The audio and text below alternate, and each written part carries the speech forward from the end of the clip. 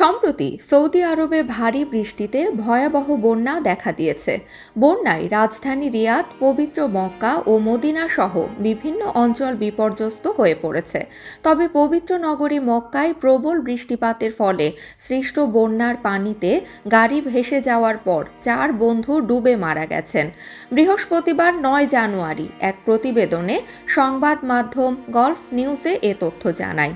প্রতিবেদনে বলা হয়, মাগরিবের নামাজ আদায় করে গাড়িতে করে একটি বিশ্রামাগারে যাওয়ার পথে এই মর্মান্তিক ঘটনা ঘটে বলে জানিয়েছেন নিহতদের একজন আত্মীয় আব্দুল্লাহ আল জাহরানি। রাস্তায় চলার সময় মক্কার দক্ষিণে ওয়াদি আরনাতে বন্যা দেখে তারা অবাক হয়েছিলেন। তবে তারা ভেবেছিলেন যে গাড়িটি পানির মধ্য দিয়ে যেতে পারবে।